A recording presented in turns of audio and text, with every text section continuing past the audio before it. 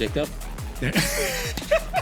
So this dude showing up with a freaking big 10 There's ton. so much, and even if we had more, I don't think it. oh my god. Von Gittin just does a burn. No, is that Vaughn? I like this. You also have gigantic hands. In that car right now. We didn't fly all the ways here to watch you walk around in a sling. Believe it or not, 20% of all the FD merch I own has vanished. Just like you saving 20%, it's like it's vanishing. 20% of the cost of your FD merch vanishing. All you got to do, use podcast 25 at checkout.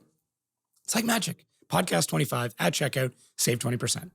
Oh, I'm going for the relaxed position. I like this. Yeah, chilling. Yeah. What's up, dude? How you been? I'm chilling, bro. I'm doing great. We're at Gridlife Laguna Seca, and this is probably my favorite event of the year. Damn, that's saying something. That's saying something. I haven't been to Drift Masters yet, but this is epic.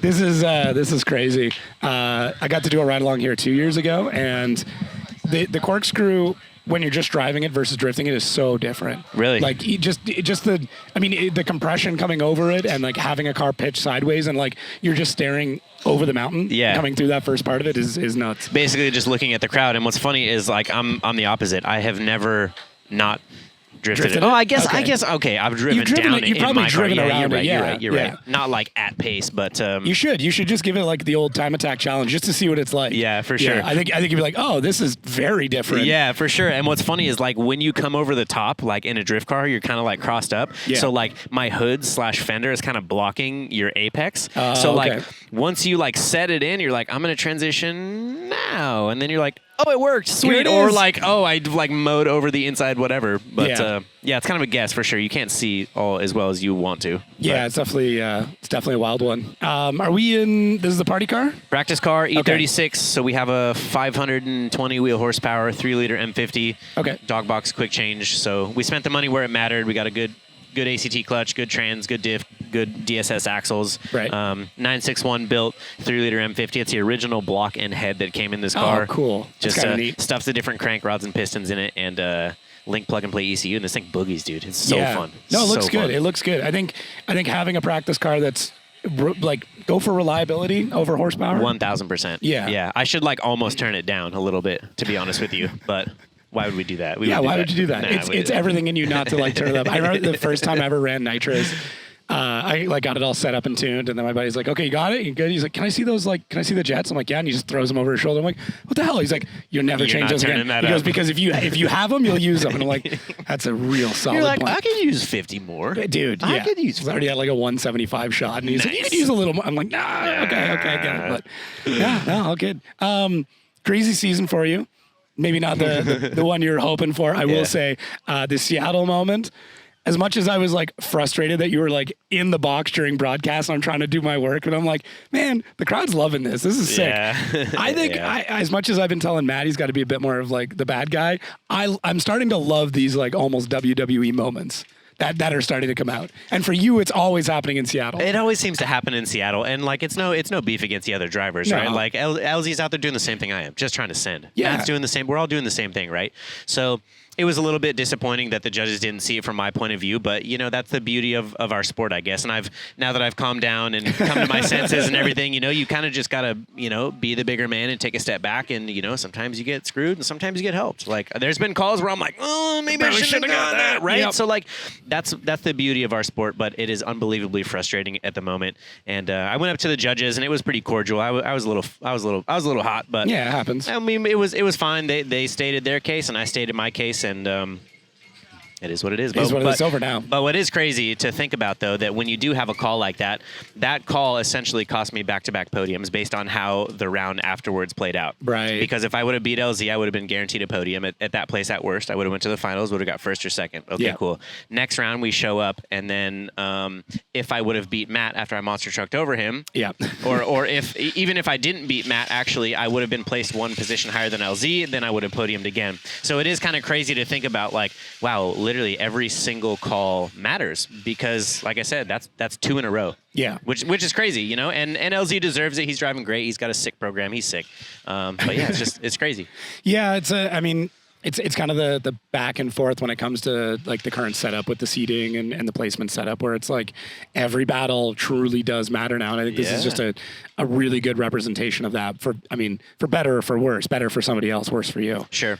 Yeah. And, we're right on the bubble. We're right there. I mean, I think we did 4th place in St. Louis. We did 5th place in Seattle. Then we did 4th place again in Utah. So definitely a very slow start to the season. We went out in the top 16 for the first 4 rounds. And then we kind of found our groove and kind of found some of our West Coast tracks that I kind of prefer a little bit more. And then we kind of, like I said, found our groove, and it's showing in the overall points. But, we're sitting in 8th overall right now. Not stoked, not pissed. So, it is what it is. Top 10's not the worst place to be. Top 10's not the worst. So. No, and the way that like the grouping is that 9 to 5 is so packed in right now that you're like, you have a good LB2.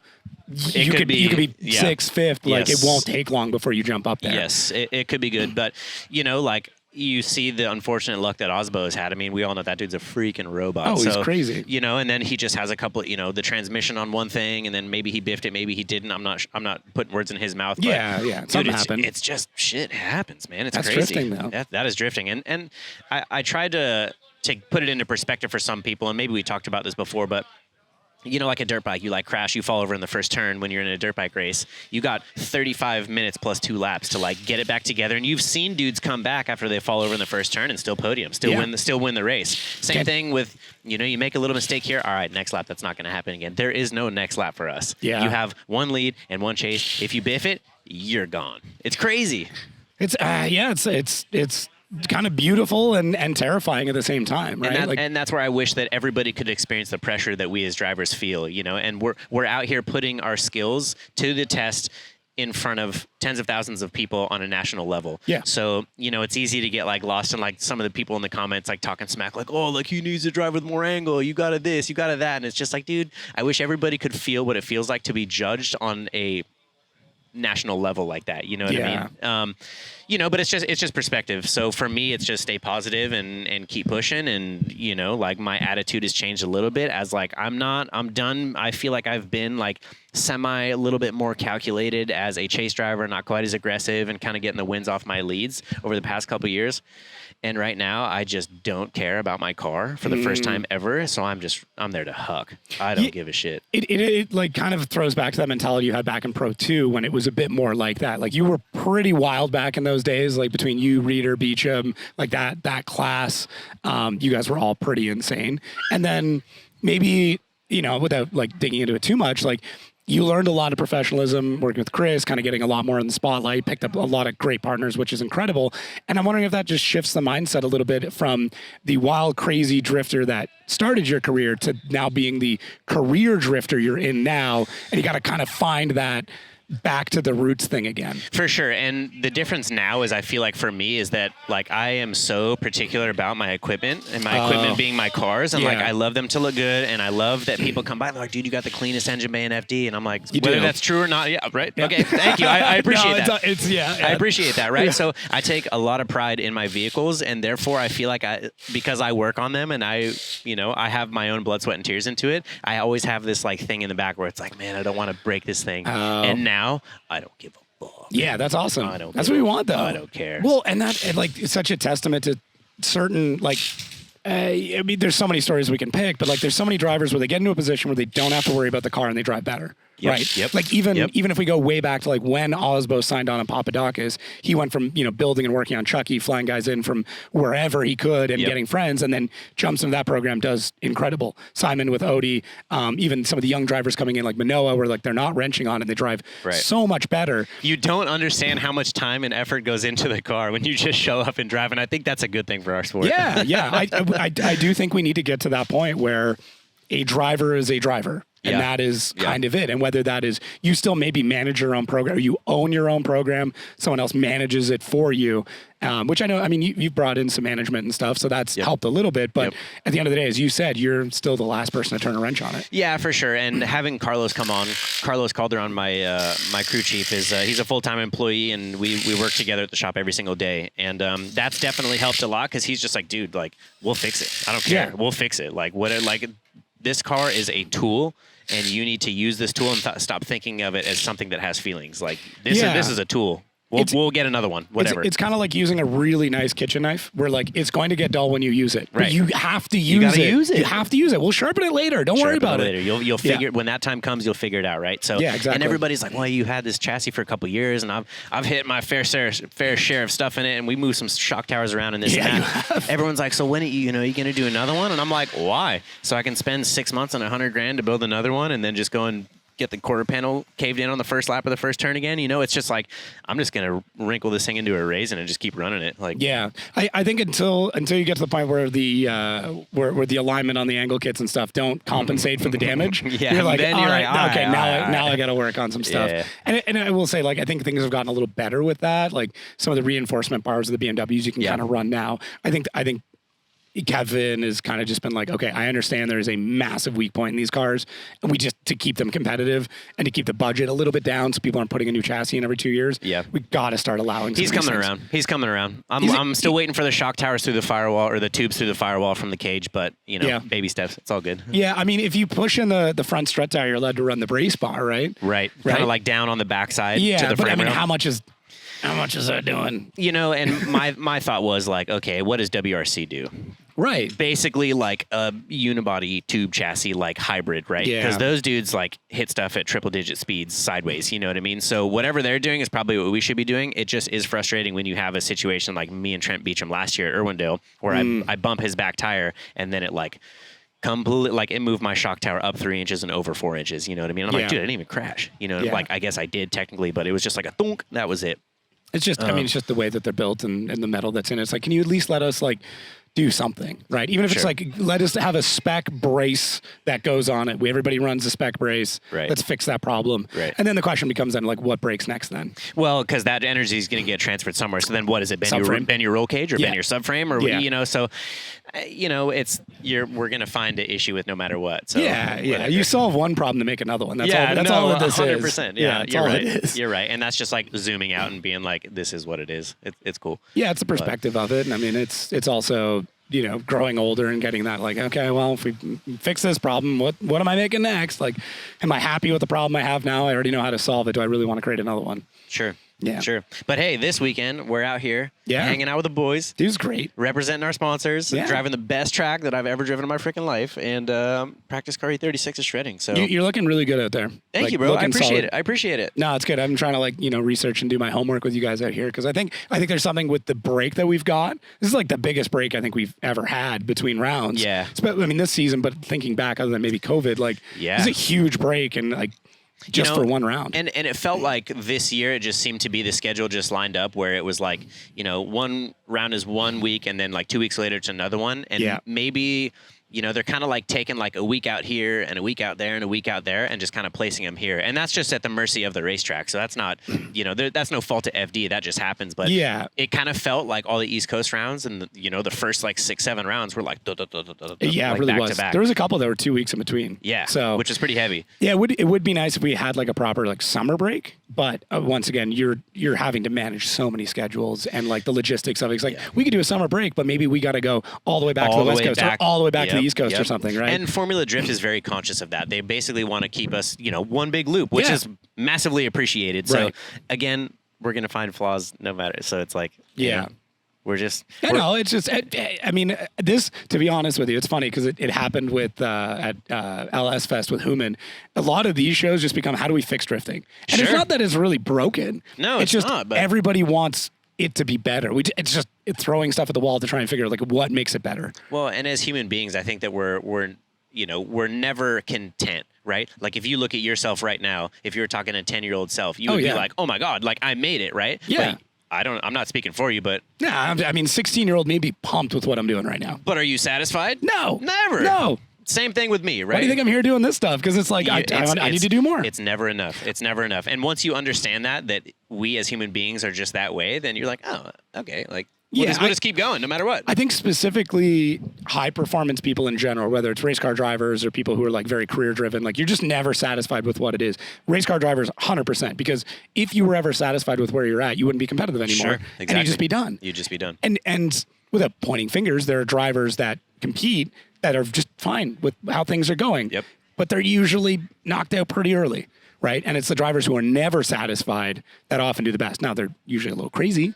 But you kind of got to get into that mentality of like, no, I need a great lap. No, I need a perfect lap. Yeah, right. Exactly. Yeah, and being hard on yourself is just the nature of our sport. And, you know, some guys are just like, wow, that was fun, whatever. And then I'm pretty hard on myself. I expect perfection and anything else is unacceptable. So, you know, I get upset if I make a mistake or, you know, it's just that need to be better all the time. But that's how you get better.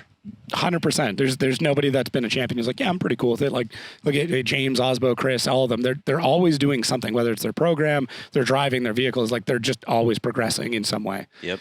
So that's the name of the game, dog. Yeah, and that's why we're out here. Yeah. Seat time is key. And like, this isn't really that good of a tandem track. You kind of got to have somebody of a car that's very similar, a tire that's very similar. Yeah. But honestly, this track is so much fun. It's like pretty much scratches the itch just going around and like linking the whole track. Like 130 the whole time is so freaking fun. Are you able to get a full lap, maybe other than the front straight? So basically the way that I run this event is I gear my car for basically turn 5 up all the way around to the last turn on the track. Got it.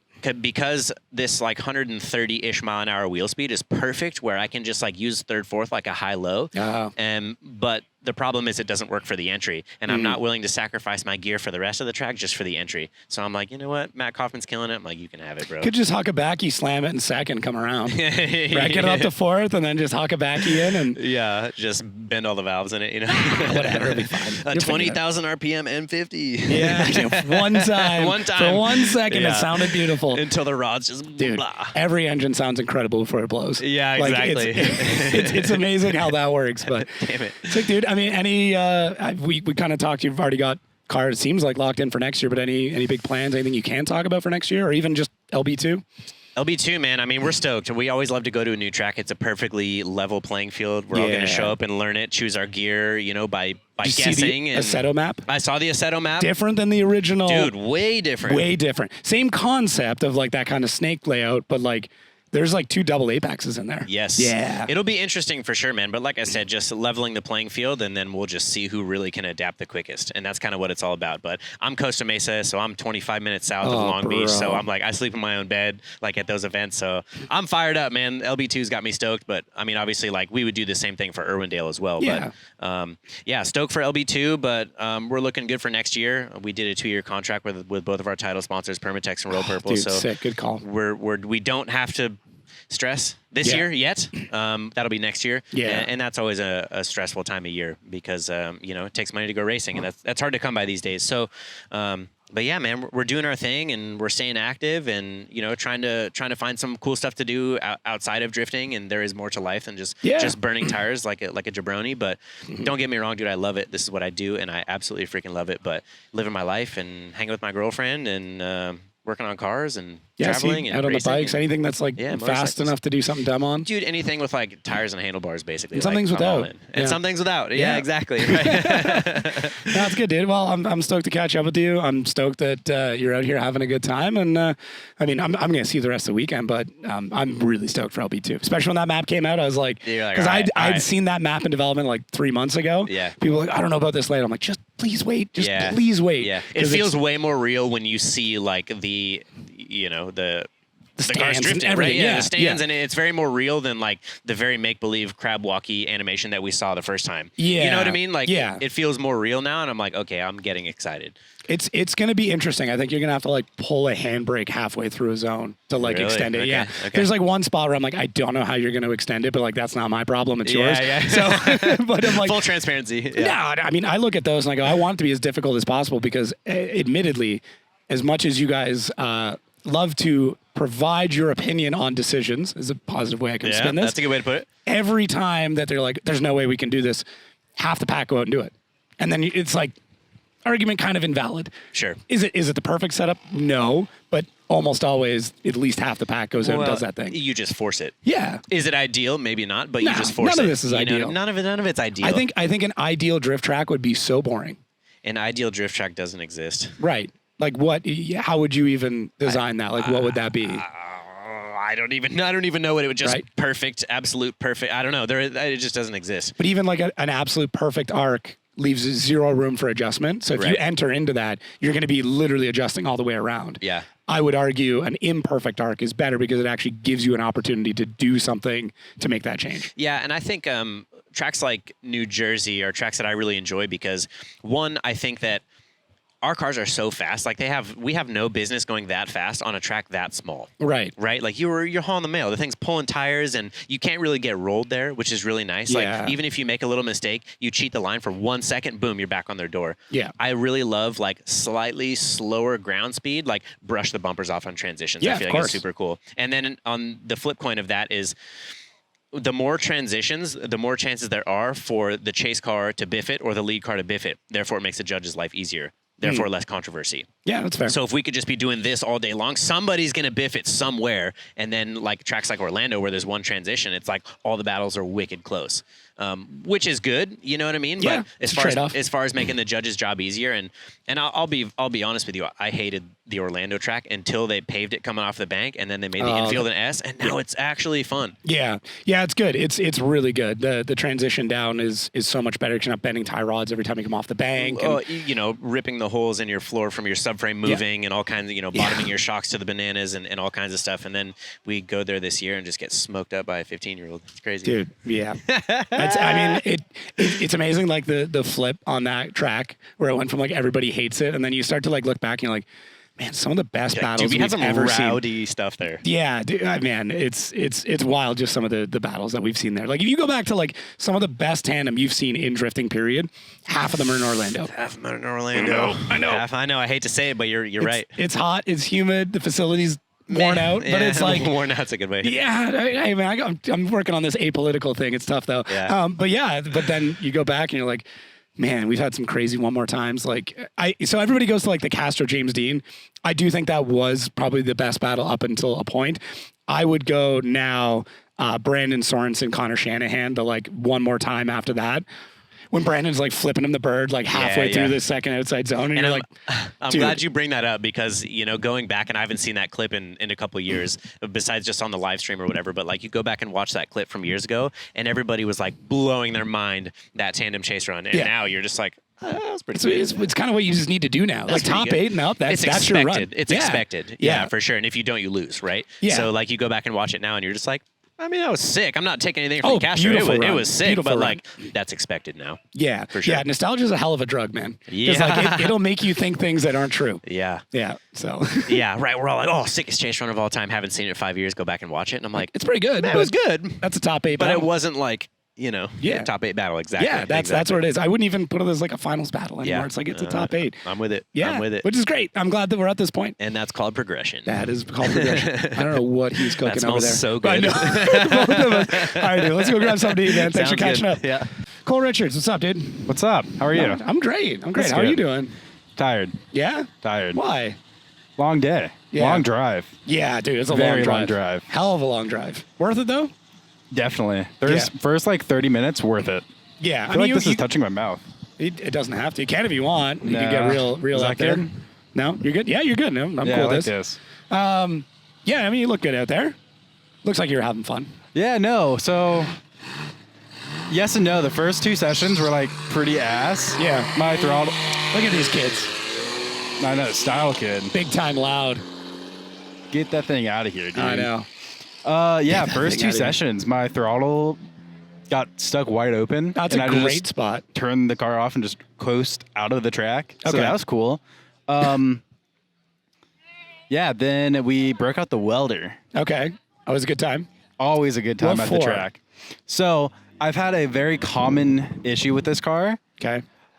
So before hot pit round 2, so a month or 2 before Atlanta, Yeah. I had a really weird steering issue bind, and we couldn't figure it out for the life of us. Okay. So I have videos of the frame rails moving when you Oh, turn really? the wheel. So throughout the whole FD season, I've been having to drive with this crazy issue. So every transition, every initiation, the car is very unpredictable. You don't know what it's really going to do. Lovely. So it's really weird. So my boys, we finally have time here to check it out because Ian and Julian are both located in California. Yeah. I'm in Atlanta. So it's very hard to get them, into the shop and whatnot, and like find these little things that I won't personally find. Right. So we talked about it last night. We looked at it this morning. We found some issues. Julian broke out the welder, started to weld the core support kind of back together because it's just ripping apart. So with that, it's moving the subframes, or the subframe, and then the frame rails. Wow. Yeah. That's wild. Yeah. So it's like insanely hard to drive, especially at fast tracks like here, Utah, Atlanta. It's insanely hard to drive with an issue Does it like get numb? Like, is it just like you like turn, there's nothing, and then all of a sudden it catches? No, not numb. It's almost like when you transition, there's nothing there. Okay. And then there's binding that will happen that you have to like fight over the bind. Weird. Yeah. Yeah, it's super strange. So it's an issue that we've had. What are think we're they on doing? TV. Dude, they're copying us. Yeah, they're on. There's Channel 8, KSBW. Dude, shout out to them. Yeah, They're out sure. here. Yeah, They're what? This is out great. here. This is what I like. This is what we Yeah, need, dude. man. Get her on. More local news. This is awesome. Yeah, we should just like throw her on the podcast. Dude, she went for a ride with Kaufman. No way. Yeah. Oh, dude. Dude, That's get her wild. on after this. Dude, I want to ride with Kaufman. Dude, I want to ride on that thing. Yeah, what is that? We got a trike. A Roses? tricycle. Does it It's say a- roses? Posy? Trike Posy? No, there's a camera in it. Make you smile. I don't, got it. Pose like Yeah, pose like the yeah, camera. yeah. Got it. Okay. Mobile photo booth. Dude, that's sick. What's what a great up? idea. You want to Dude, do it right while we're now. doing the podcast? Right now. If you can turn around and do it while we're doing the podcast, that'd be incredible. I don't have my wallet on me though, so I feel terrible. Okay, I can find Donations? you tomorrow. All right. Yeah, we're doing a podcast right now. Yeah. No. Oh, it could be. Yeah, it could be.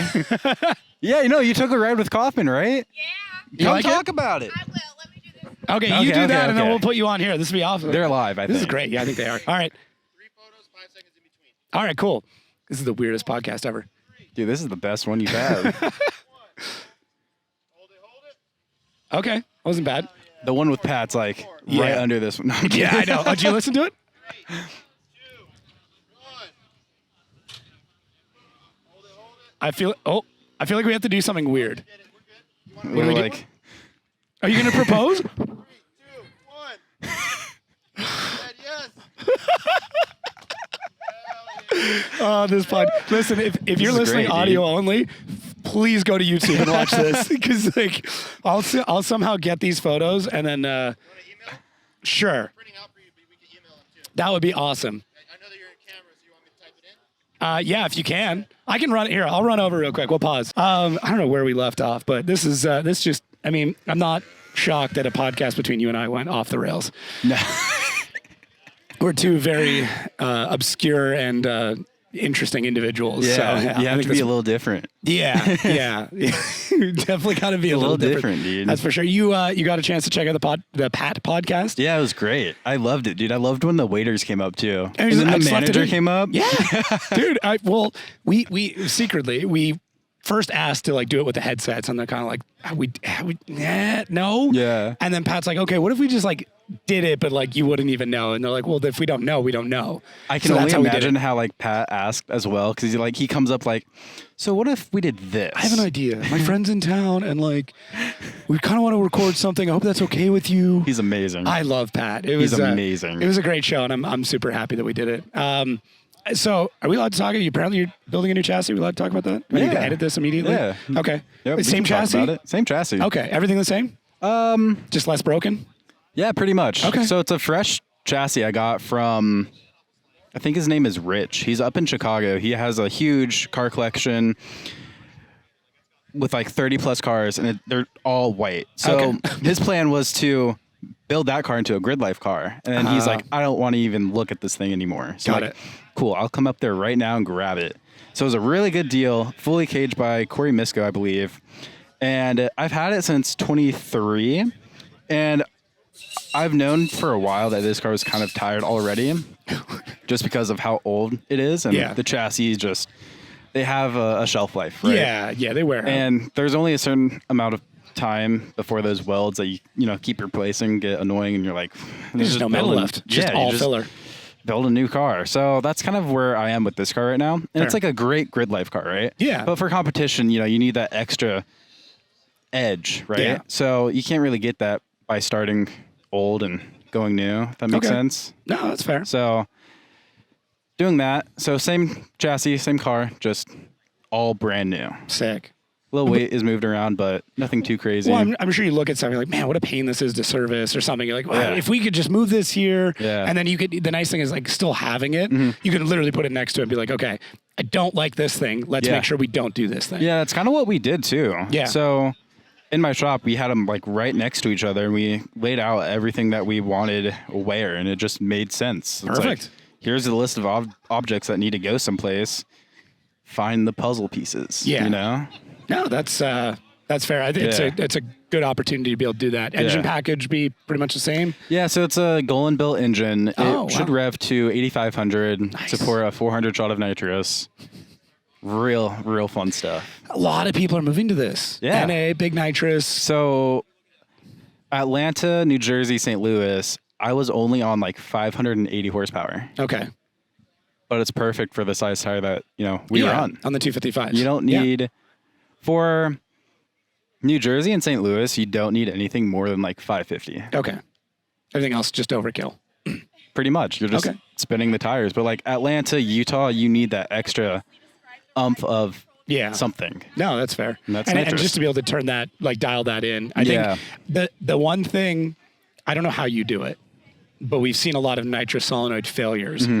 It would be great to find a way to do some sort of redundancy system where if one fails, the other one is ready to go immediately. There's got to be Yeah. something because we've seen it happen too much.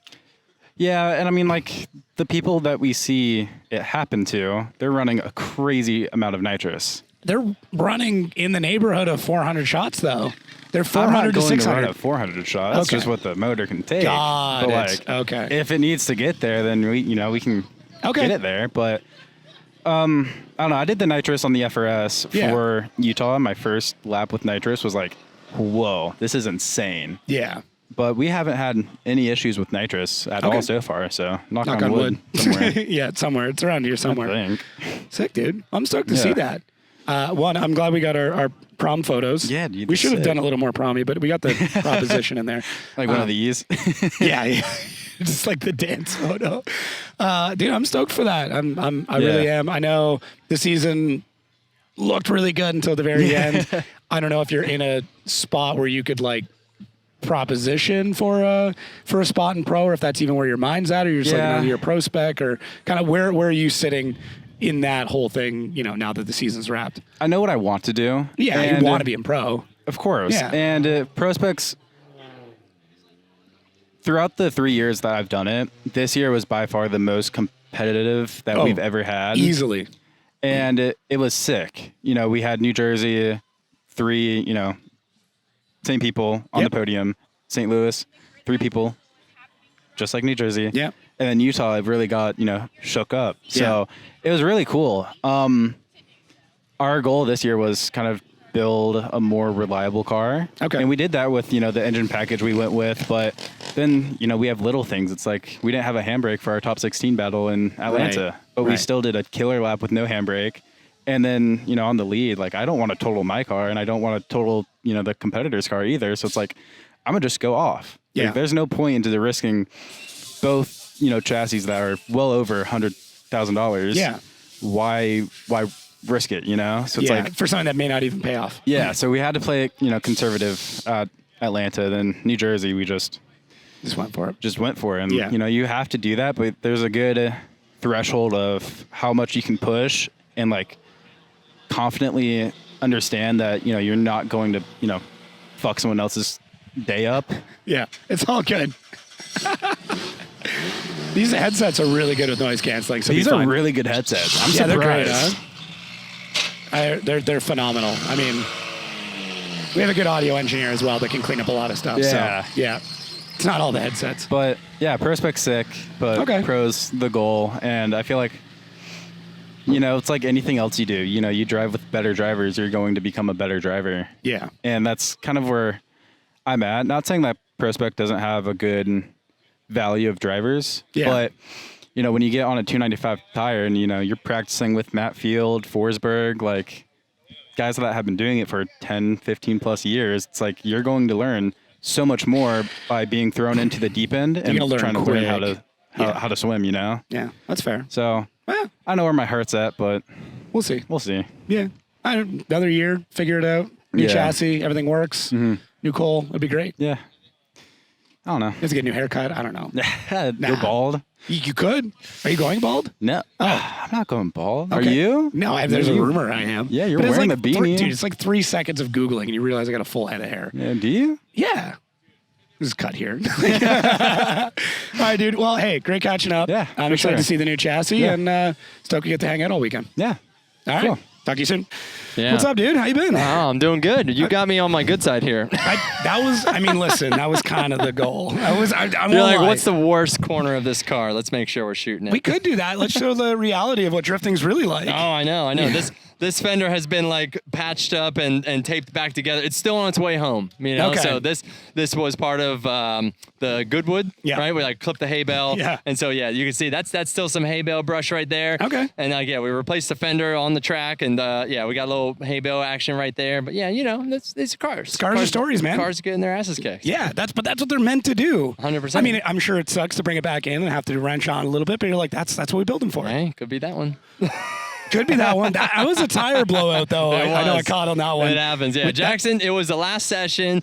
He was coming through the corkscrew. He's one turn away from the pit. Yeah. He got a heavy foot and a fourth gear pull. Oh. Sent that tire to orbit. Yeah, that's all good. I think I said in the live show, I'm like, sorry, Chris, about your fender. Because Yeah. No, more like sorry, TJ, about your fender. all Yeah, right. need an big plug to Street Hunter. Thank you guys. I will say that a carbon quarter panel is not durable with a 1,000-mile-per-hour tire going through it. So No, yeah, no, 100%. Nothing's going to that hold one's up to on that. us. That Yeah. was not quality control. Yeah, that voids the warranty pretty quick.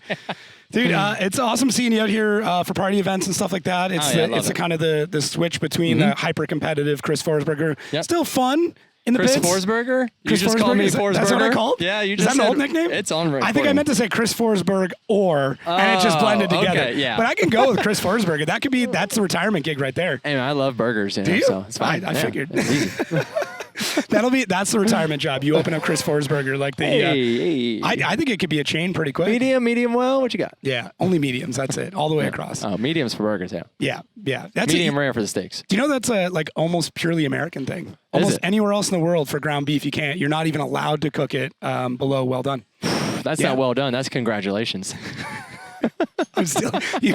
Oh man, I can tell you and Jared hang out quite a lot for the line Oh like yeah, that. dude. I don't have any kids, but the dad jokes rub off real fast with him Yeah, around. it's all good. You're just like Uncle Chris. You got Yeah. lots of kids. It's just everybody else's I'm kids. always down to be party Uncle Chris, so Yeah. that's fine by me. Nah, it's all good. Once again, love seeing you out here Yeah. for the party events because it's cool. You can kind of show off a bit more of that style. Yeah, 100%. At FD, very competitive game face on. Still a Yep. lot of fun.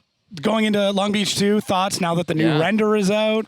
Have you gotten a Yeah. chance to get eyes on that yet? I actually haven't seen it yet. Really? No, we've been Oh. throttled down. So yeah, the party events, Gridlife. Well, I've been coming out to these since 2017. I was the second pro driver to come to one Turk being outside of the first? Turk. Yeah, Yep. Turk got the first call, and I remember he told me about it. He had the white FRS right when he finished it back in like 15 or 16. Yep. And he's like, this event was like super cool. Like, you should go to it. And so he put in the good word for me, and then I went, and then here we are. And now he got like all these people running activations here, doing the ride-alongs, everything. So for us, it's a great venue because it allows us, like I said, to be able to do these like ride-along VIP experiences and everything else, Yeah. which we cannot do at FD. So yeah, FD is the competition mode. That is, what it is all about. Yeah. But we all got into drifting because of the fun of it. And that's what Gridlife, in my opinion, still brings out in us, is to be able to jump in the cars, whoop the absolute piss out of them, and have people in the car along with along for the ride with us. Well, this And so- builds so many fans so quick, right? Yeah. How many people go for a ride along and then aren't immediately a drift fan? I'm sure. I don't know if anybody. I've never heard a single person get out and say, that's stupid. Yeah. So- I mean, let's be You honest. guys really The waste whole- those tires. The whole thing is kind of dumb, but it's incredible Oh, in the that's what I'm same saying. breath. Yeah. I mean, almost any sport is dumb. Yeah. It's just entertainment. Yeah, exactly. Like, why throw the ball to go run after it? That's kind of dumb. That's most sports right Yeah. there. You're right. It's like, yeah. you could just hold it if that's what you want so if bad. you want but- the ball, Yeah. you can. Why'd you throw it? You know what? When you put it that way, you're making a lot of sense, Chris. Hey, I don't make the rules around here. But No. but yeah, this car was the spawned the birth child from the Infinity, which I built before I ever went to a Gridlife. Just once again, like kind of starting to see the approach of doing events outside of FD, right? And that was Flama Blanca, right? Yep. And so having a car that was strictly built for doing rides, not just like a practice car, but it's like this is a ride-along car, right? 4 seats, 4 bucket seats, double halo cage, everything. So that was the first of its kind, and that was built back in 2011. And then so I was able to put this idea together and help get some support from a couple different partners, and this was like the fantasy, like if you could build anything, what would you build? And so I linked up with a trophy truck team. They came out, they scanned the Ultima chassis, we built the whole roll cage into it, and the whole thing is plate metal. There's no box tube in it. It is not. There's no subframes in it. All the suspension points are built into the. This is a 4-sided piece of steel welded together, all tongue and keyed together. So and it's not like we just ran a box tube square, bolted a subframe to it, and put it under a chassis. Like everything is thought out and designed. So just like a trophy truck would be. And so that was like the big thing. So this is the world's first CAD designed tube chassis drift car, like purpose built. Interesting. Okay. So there's been a lot of discussion around this exact idea, and I didn't even realize that was the case. So maybe this becomes kind of that model of like, hey, look, we can do this. This is still ultimately that same stock body style or close to it that we're looking for in drifting with all the advantages of having a vehicle that's maybe a little bit easier to work on. You can change the suspension points, and we can still have something that looks the way we need drift cars to look, but performs at the next level where chassis advantages start to disappear a little bit. Yeah, so you could compare this car, this theory, this idea to multiple different motorsports. You could compare it to old stock car racing, right? And so all, tube inside, plate steel and everything, but on the outside still has that Lumina front bumper, and it's like still has a couple panels on it that are factory panels, like from the actual dealership, but everything else is tin work, right? This one actually does have, this is the Ultima roof, or this is the Ultima roof, this is the Ultima hood, Ultima front bumper, the doors, everything. Like the whole outer body outside of the 3D printed fenders to give it the stance is factory Nissan components. Everything inside of it has been replaced. Interesting. Yeah, Okay. So it still has that like I said, so you can more so compare it to like a GT4 car or like even like a GT3 car where it's there's still aspects of the stock chassis, but then everything complements it. I mean, some would argue this could be the future of drifting, even seeing what like Craig Filippi is doing with his stuff. We've seen a few of these. Brandon Sorensen's been pushing really hard to get through things like this.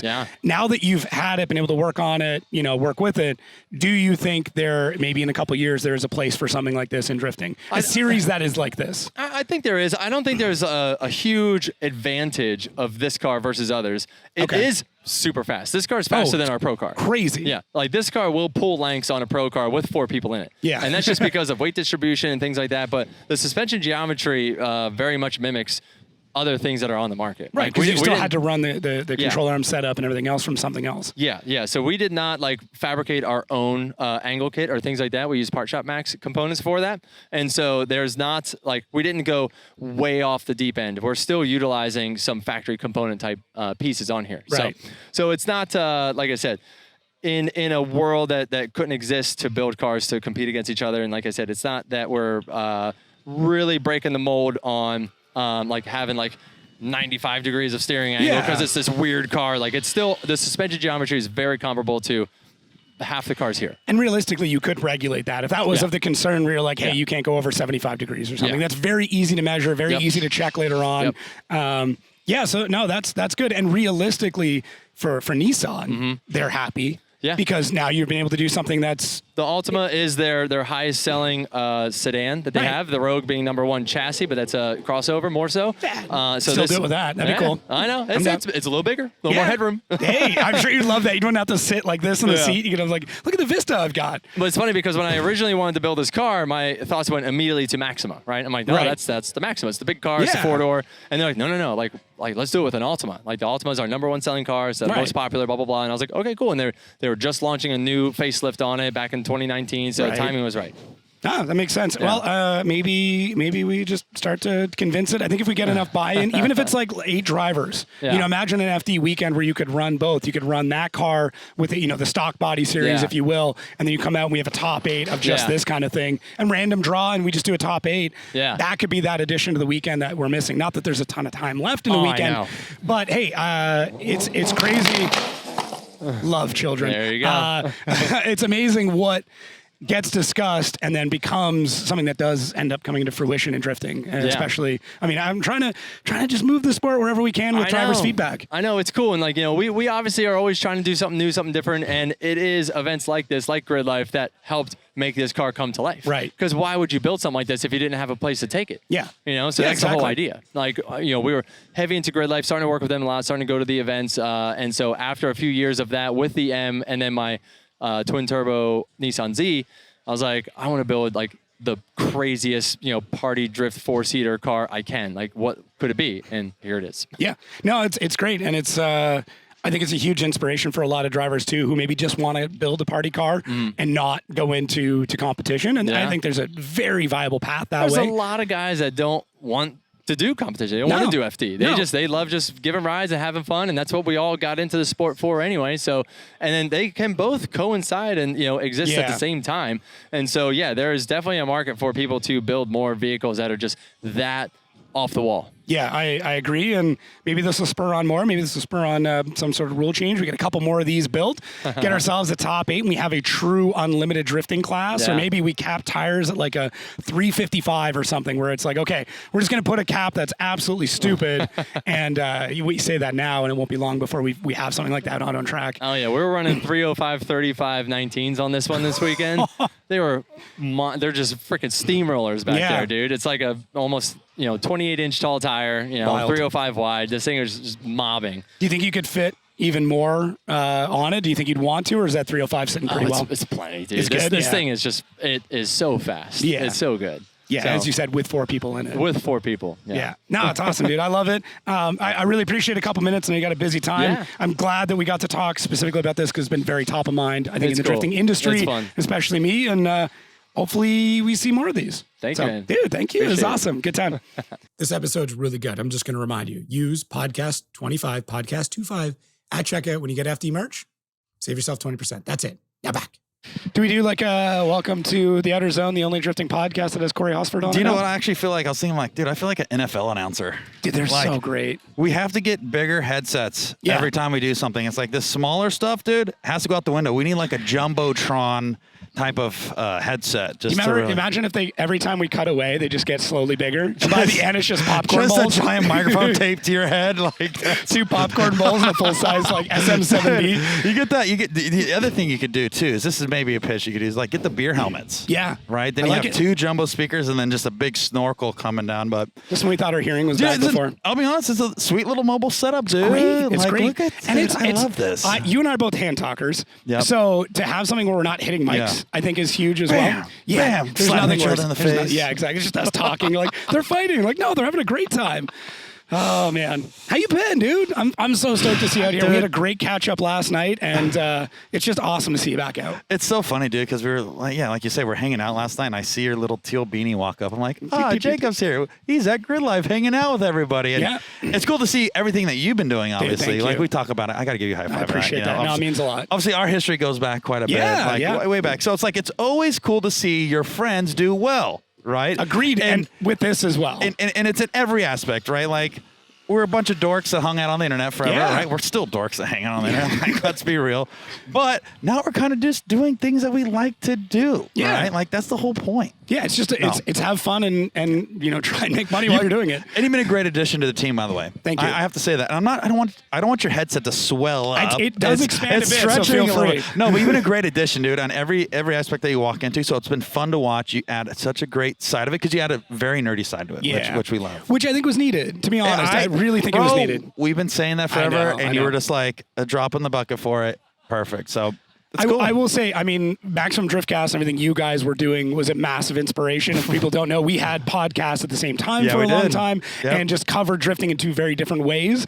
I still very much think that drifting world needs Maximum Driftcast. I think we need that silly take on stuff, and then what was always interesting, especially with your interview style, is you would say something absolutely ridiculous, throw someone completely off track, and then you come back and be like, okay, let's get into sponsorship and budget. And they're like, dude, we were making hot dog jokes 2 minutes ago, and now you want to get into like, you know, how you deal with your taxes? Do you know what's so funny? It's because I've had so many people say that, and the reason why I do that is like, I think a lot of this is truly just friends bantering, and I would talk to them as if the headset wasn't on, and we'd probably make 20 more hot dog jokes, or, you know, if you can shoot anything out of your hand for a superpower, what would it be, like type questions.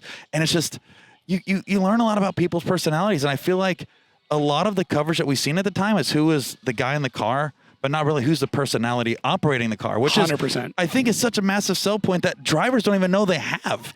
That character that you have is like one of the most crucial pieces that people are not leveraging. You know, they're leveraging the machine behind the wheel, but not the maniac that's outside of the car that is like, dude, where's this ball of light coming from? Well, I mean, you look back like Network A days, look at like Turks and games of drift and stuff, but like that's kind of what grew Turk's following. So at one point in time, he had the biggest social media following in drifting. Yeah, right? he did. There was a moment, and that was because he was doing ridiculous stuff. They were grinding TVs in their living room. They were drifting up their driveway. You had shows coming out like Fresh Tracks that were doing like incredible stuff. You know, the golden age of drifting for me at least, and that's what built that following. And then I feel like, and this isn't anything against Adam, but Adam came in with like a juggernaut of YouTube. Absolutely. And everyone's like, I have to do YouTube. But then they put the media training on their YouTube channel. And the reason why Adam did well was because he didn't have media training. And he's just like, hey, I'm a dude who's trying to learn how to drift. Come follow me. Whereas a lot of the guys became media trained, got on YouTube, and like, we don't want a TV show. We want to know about your life. We don't just want a sanitized recap. Yeah. No, I think that's a lot of it too. And so that's why the things that we did, especially Maximum Driftcast and other things, was like, there's too many cool people in drifting that are not showing how cool they are. Yeah. And the cool is such a broad word because it's like, you're competing with dudes that are engineers. You're competing with dudes that are like some of the craziest, most talented dude outside of just driving a car. And it's like, why do people not know this about you, dude? Just tap into it. So that was kind of like the whole idea behind it. But, you know, now it's what we're doing now is just the same thing, just having fun, you know? Yeah. And I think that's going back to what and why we did this for so long. Well, that's it. It's, you know, have fun and try to figure out a way to finance it. That's really all drifting is. And if you can make an entire livelihood out of it, then awesome. And that should be the goal for everybody. Yeah. And It should be. It should be. You should be able to go into drifting, make an entire livelihood. You know, it's going to be stressful. It's still a business. God, it's still going to be work. It's not every day will be fun, but it should be, you come home and you're not like, oh my God, I need to sell 2 cars to be able to afford to go out next weekend. Yeah, dude. And I think that's what a lot of people are focusing on is like, what is the likelihood for us to make this sustainable and not a turn and burn, right? Yeah. We don't want a dude coming in, flopping and leaving the next year, or coming in, doing well and then leaving the next year. It's like, you want to try to find a way, if you truly care about this and you're passionate about this, is try to find a way to build the sustainability in this. And it's like, you look at Field, you look at Forsberg, you look at Turk, you look at Vaughn, you look at all the guys that are OGs, Kangushi, right? We can say Kangushi, OG. Yeah, literally day one or just all the way through. And it's like, those guys found out what it takes to make this a sustainable form, where it's either a livelihood or something they are doing to leverage other things to make this side leverageable. Yeah. And I think a lot of people get focused in on like, if I win or if I'm competing, I'm set for life. And it's like, you have to look at your business model to make this sustainable. And it's like, looking back at this, dude, like, this is a big surreal weekend for us. Obviously, you just talked to Forsberg over there, but it's like, me and Forsberg have been talking about stuff like this since like 2010, 2011, right? And this weekend is so surreal because it's like me and Forsberg back together again, same type of branded cars, same companies, and we're traveling together again. We did that same thing in 2013, and it was one of the most fun years that we've ever had. And it's like, dude, look at this. It's 12 years later. Still doing it. 12 years, dude. Yeah. And we're still like, look at, we're back together again. Like, it's almost a teenager later. It's dude, isn't that crazy? Yeah. Like we could have 2 minions running around right now, and it's pretty surreal. It's good though, but you've everybody that's within that group has found different ways to make it sustainable. That is the key. Right? And there's no one path to making drifting sustainable. You've got, you look at James Dean, greatest driver of all time. I don't think there's any question about that Nobody anymore. better. Right? Nobody better. Nobody better. There's records that will never get beaten based on what he has done. And that is one way. But then there are other drivers who maybe have barely made it out of top 32 who still have a great living on drifting because they went a different route. Yes. Right? Like that I think is important. And there's drivers, Hert's a great example. Never really competed. Example. Right? Never really competed. Don't need to. got himself in, did incredible work at Hoonigan, and now gets up with Nappy Boy. Like you have a conversation with him, you realize how much of a businessman Hurt really is. He's got this fun, silly persona on the outside, but when it Dude's comes a down, wizard, bro. dude, when it comes He's down a to the wizard. boardroom, that dude throws down. Yeah, he's a wizard. No, and that's the thing is like talking to a lot of people, and there's so many talented people, but there's also a lot of amazing companies that if you talk to them, they'll be like, oh, this is what we're looking for. How do you do this? How can you do this, this, and this? And then we can make something work. And sometimes it's not always just like winning something. It's like they may need help somewhere else. And so for me over the years, and we've talked about this before, and it's like, why don't I ever go back to FD? Not saying I will never, ever, ever go back, right? Tell me there's a chance. I'll just say this. I have a deep love and passion for Formula Drift. And I give so much credit to the team, the people, the drivers, because of the commitment that it is. And it is the peak of the industry that we're in, right? Yeah. So you have to appreciate that.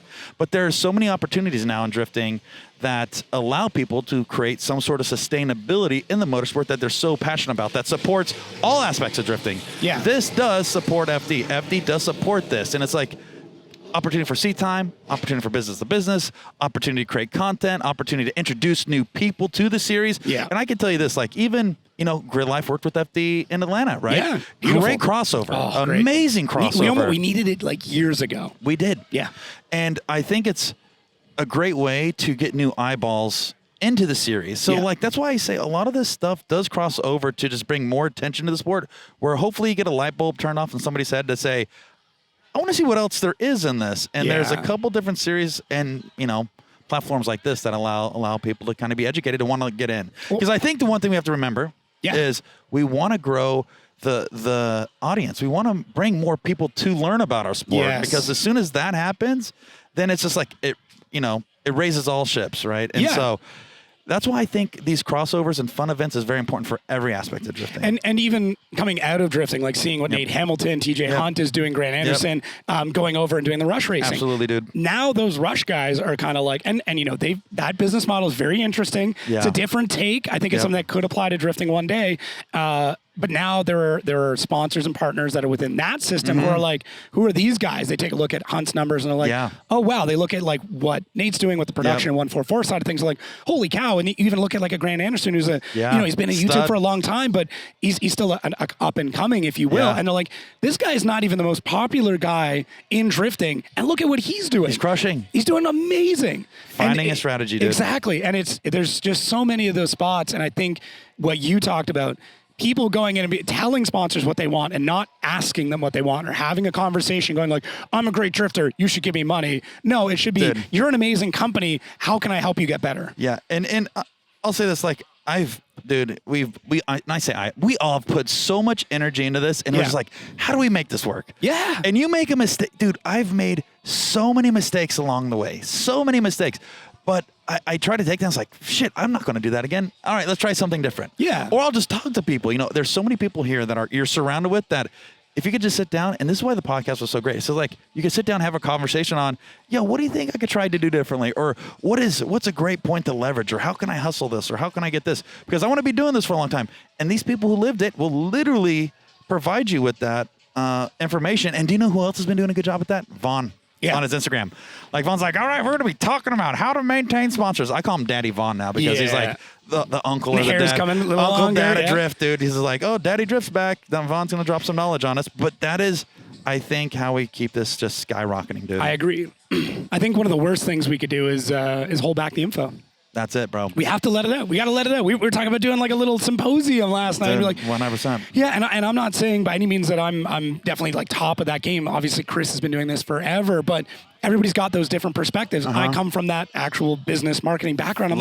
I've been dealing with drivers. I've seen more driver proposals than a lot of human beings have, and it's like, I've never had a conversation with you, and you just sent me a piece of paper that says you're worth $250,000. I don't know who you are.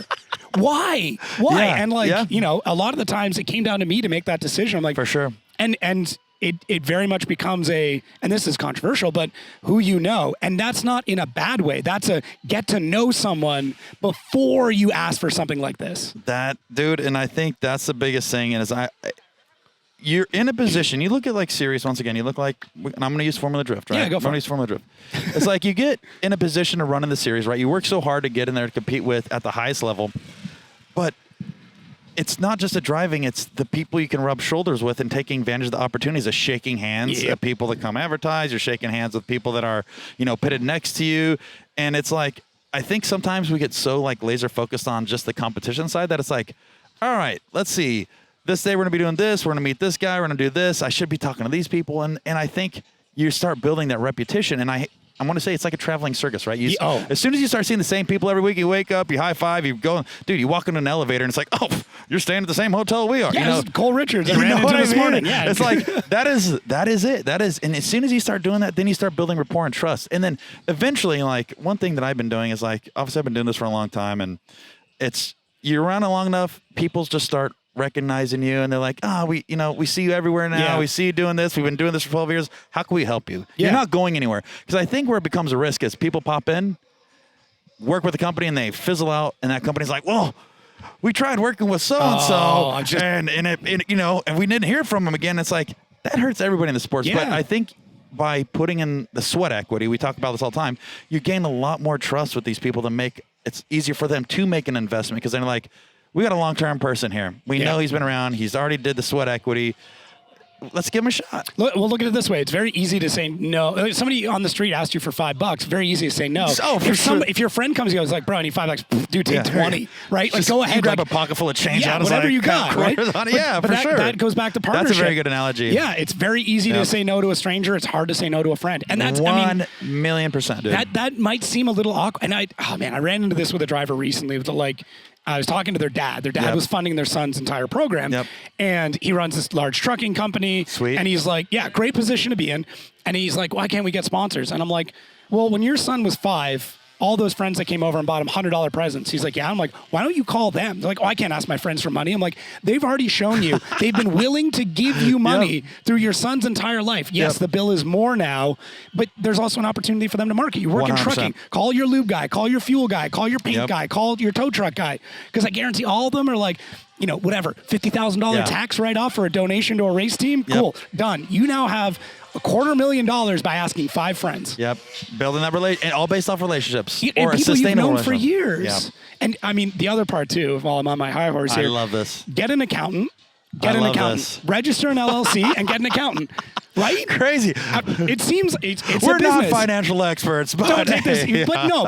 But seriously, no, it is seriously. How many drivers just go broke because they didn't realize that this should be a business and you should be running it like a business, not just I'm gonna spend my own money out of my own bank account. And I would say like that's where a lot of my energy has been is like I want to do what I can to give people opportunities to be sustainable in the sport. And I'm the first one to and I'll be honest with you, like I've tried to help cross hands and get people to shake hands and you've even helped me over the years in some projects because I want to see our friends and people succeed because we're all in this for the same reason, and it's like that is kind of what it's going to take to start getting it once again, getting that trajectory of what we're doing to where everybody flourishes. And now I think we're in probably one of the best spots after getting through everything we did from 2020 to now. It's like it's been like a complete change, right? Yeah, more energy behind it, more people behind it, more companies kind of coming in, but. Yeah, it's so easy to focus on companies coming out, and it's you start to look at like these are new brands we've never seen before. Making big waves, spending some big money. There's a few. They got to pay for some spots, but there's a few cans kicking around here that it's like that's interesting. Where did that come from? And there's more just like we'll that. See a lot more of it. Yeah, I think I agree. Yeah, I've been saying it all year. The more talks I have, I feel like we're on the precipice of something big. We are. And not just in FD, in drifting, period. Yeah. Yep. I think the right people are getting involved and the right eyeballs are seeing it.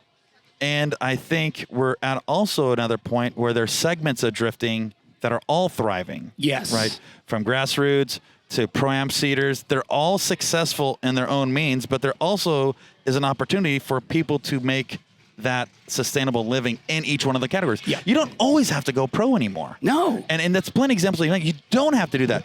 But people still want to chase, once again, we all chase it. Like, we want to be the best in the world, right? But, there's an itch. But yeah, no, I think we're in a really good spot. And being out here is awesome. Driving's awesome. Seeing you's awesome. Thanks, man. Except I felt like we talked about a lot of fun, like a lot of marketing stuff. We should talk about fun stuff too. Yeah. What all are you driving? Like, not the vehicle, obviously, but like, what's your driving season looking like? So for me, once again, it's finding the things that I enjoy doing. Okay. And doing it as often as I possibly can. And I find out doing these exhibitions or party events or grassroots events where you and your friends show up, low pressure, low energy, and it's just going back to driving as hard as you can with your friends, pulling to the pits, laughing, and hanging out for an hour, and never back out for an hour, dude. And that is kind of where I just been enjoying doing it, dude. Good. So I've been traveling all over this year. We've been doing like, Fuel Fest, Hyperfest, Gridlifes, and kind of everything in between. But dude, it's just having fun with the boys, dude. Yeah. It's just having fun with the boys and driving. And like this old stallion, she's been around for a while. Yeah. And she's been around for a while, but it's, I built a stupid car to go fast and to scare me still, you know what I mean? Like, I still like chasing that pump, that adrenaline, right? I still like going out there and doing sketchy things with my friends. Everybody's like, why don't you just get a stock G35? Well, I do have one, and it's very ugly, and it is the fart can. You know, I have one as well. I have one as well. But phenomenal to drive. You know what I mean? It's like, just get like a 300 horsepower SR. It's like, do you know what? There's nothing better than like entering at like 140 miles an hour, and then my SR would be fighting it coming up the hill. My G35 would just be screaming, and then I'd initiate and be like, yeah. It's like, no, give me something that kind of terrifies me a little bit, and where we can go to big tracks and get away with it, but also still tinker around on the small stuff. So yeah, and this is I think a great combo for that. It obviously makes a ton of power and gets in a boost real quick, and sounds amazing. Put oil and gas in it, dude. Yeah. If you're doing more than that, you're working way too hard. Yeah. I hate to say it, but you're working way too hard. You've gone too far. That's where I'm at in my life. So it's like, if I'm doing more than that, I'm like, dude, all right, we got to reevaluate this whole thing. Yeah, so, I hear you there. How's dad life been? That's a big change, right? You're the 3-time, right? You got 3 of them. I know it's different. I have a new one. Freshie. It's it's like still got the new baby smell, dude. Oh my god, dude! I pick them as just like a little meatball, just like oh my god, hey. But it's like you have this is once again we're podcasting, so we can talk about anything. Right? That's the beat of it. Having a kid, dude, changes so much, and it's like. Now it's like I think about it, bro. You want to share your hobbies with your dude, your little man. Dude. So it's like, okay, do I want to get him in the cars? Dude, it's so funny. It's like, shit. Do I want him to go through all the headaches that I've gone through? I know. It's like, but it's fun. Do you want him to put him through that trauma, or do you just want to get him an IT job? No, screw that. No, you can't do that. So it's like you go back to like, you know what? The goal is this. Let's get you out here. Let's have some fun. Let's give you the opportunity and let you choose. Yep. Just kind of get in that position and share this enjoyment. But the thing is, dude, it's like I FaceTime my wife and my kid today, and like everybody's like, "Oh, saying hi to my son." It's like, dude, how could you not want to bring him around that? It's just such a good thing. But yeah, dad life is crazy, and it's real, and it's the most amazing thing, and it really changes you as a person. But yeah, dude, it's now wanting to share these experiences with them. Yeah. So it's like soon, dude. I had my son at a Midwest a couple years ago. That was great. How wild is that, dude? Yeah, it was nuts. It was nuts. And then he's obviously big into drifting, and kind of got the conversation earlier this year. And he's like, so like I'm 12 now. Yeah. And Manoa was 13. I'm like, oh, here we go. And he's like, we've got the G. And I looked at it online, and if we put seat sliders in, I should be able to reach the pedals. And I'm like, you know what? You take the seats out of the G, and I'll put sliders in. I came home that next day. Seats were out. He's there. Tools are all laid out. Garage is clean. I'm like, guess putting sliders in the G. So I'm hoping end of next month he'll be going out and turning his first laps in a real drift car, which is wild to me. Like I will cry. I will cry like a baby the day that I see him go out and do his first donut. So let me ask you this then. Okay. All right, let's get nerdy with it. Yeah. Laguna Seca. Okay. How do you feel about it? As a track? I mean, like iconic. Of course. Yeah. A drifting course. Do you see a future of drifting doing more than what this is doing here? Does it not provide certain things that could bring in a lot larger audience? Like, where do you see this? For me, I'll be honest. I wanted to run the corkscrew, right? The most legendary track in America, one of the most legendary. And it's like, dude, I just want a picture of me coming down with a couple friends and doing it. But it's like, dude, it's a huge venue, and it's like, what opportunity, if there is any? And if this is not the place, then where is that opportunity? It's a good question. I think to run a successful drifting event, you need a lot of things to go right. Absolutely. Right? You need the logistics, you need an airport nearby, which, I mean, San Jose is kind of the big airport nearby. It's got an hour and a half. Not too bad. We've dealt with that before. I mean, driving through Atlanta traffic can be 2 hours. You need to have the grandstands up there, so we're going to have to ship those up there to get that. I would argue you have to run the corkscrew uphill to run a competitive drift event. I think trying to go uphill in the corkscrew. I think if you tried to go downhill, there's just so much momentum that it'd be very weird to get that set up where you're uphill. So you'd be entering left, right, then corkscrew, up and out, and there. Fast entry. That'd be kind of like, what would be a course similar to that? Really nothing quite There's nothing like like that, but it's like, like an old Texas layout where it's super fast, entering in, and then it's like just a force in and then out. Yeah, but I think the uphill load would be super interesting. It'd be interesting. Yeah, we see some downhill in Utah. We see some downhill. We've got the entry, obviously, in downhill in Atlanta, and then you come out of the keyhole, and there's a bit of downhill.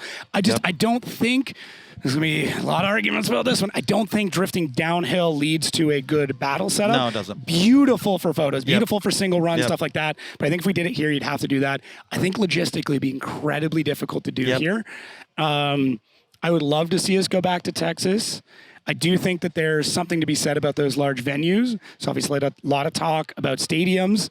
Yeah, After seeing that and living that, I think it is viable, but the cost to do that in Poland versus America are two very different things. You watched it firsthand. You saw the build out. You saw start to finish. It's there. The possibility is there. It's just the money and logistics of it is very tough. So then let me ask this. Is there an opportunity to piggyback off another event that is in a similar stadium? F1. Like F1, but or do you know what? What is it? Not the LA Convention Center. What is the Coliseum in California? Oh, I think it's called the Coliseum. Run NASCAR there. Yeah, Yep. that could be good. It's like something like that. Could run the bank, come into the infield a little bit or something. Something like that, right? Yeah. I proposed that a few times. I'm like, dude, and you could piggyback it off another event that's already there. So maybe if you can start talking to other people or strategies. I see a Coliseum event or a stadium event kind of being a big wave, but it is financially straining or more expensive rather than going to like a Purple Bills court. But like you said, there's already still a lot of variables that take to get into running a course like this. Okay, so here's one for you. Okay. In the early days of drifting, or in the early days of FD in particular, let's say the first 10 years, what really blew the sport up and provided that longevity is FD doing a lot of demos worldwide, as well as piggybacking onto other events. What if we go back into that?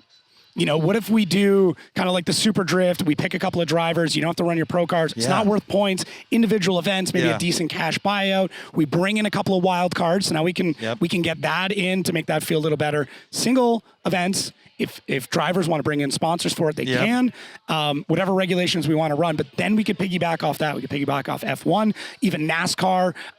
It'd be tough because like infield is usually filled up with toters, but I think if you just did a top 8 demo, even if we did top 8 twice or something, and just provide that opportunity. Yeah. FD could, in theory, contract it out to somebody else, slap their name on it and call it a day, find another event organizer or something, or run it themselves. They've got a great staff. I don't want to ask them to do more work because they work very, very hard, but maybe that's it. Maybe that's the threshold we need to break is by just going back to what built this in the first place, which is demos in front of new crowds. So let me ask you this. Ooh. I want to ask you another question. Okay. Because I just want to go back. No, we're good, man. I love talking this. about track. So let's talk about Utah. Right. Do you feel Utah is similar to Laguna Seca where you kind of post your chair up and you get one section of the track? Yeah. And, drivers in and out. Do you feel that track is good for drifting? I think what would make, yes, I do. I think having that region of the country is big. It would be nice to be next to a larger metropolitan area. Salt Lake City is big, but it's not that big. Because you're like 20, 30 minutes out of Salt you're a bit Lake. of a hike. There's not a lot of hotels. You're having to commute back and forth. It's not advantageous. I think what sets up a great venue is being in an area where it's advantageous for people to fly in from somewhere else to come see it. Make it a venture. Atlanta is a pilgrimage. Irwindale was a pilgrimage, right? The other thing, and I don't know who brought this up and I feel bad, is events where the audiences can see the other side of the audience always do better. I agree. Yeah. I think Englishtown is amazing. Oh my God. And for a track, let's be honest, kind of boring, but the crowd is insane. It is. I think it checks all the boxes, right? I agree. Great. Some of the best tandem of the year. I feel like you have a track in mind, but I don't know. No, I'm just, because I keep thinking about this, like what next? This is how nerdy we are, is because we think about like. Oh, constantly. And we don't talk to people about it. Yeah. It's just like, oh, that'd be kind of cool. Oh my gosh. Hang on. We got to. Look at these guys.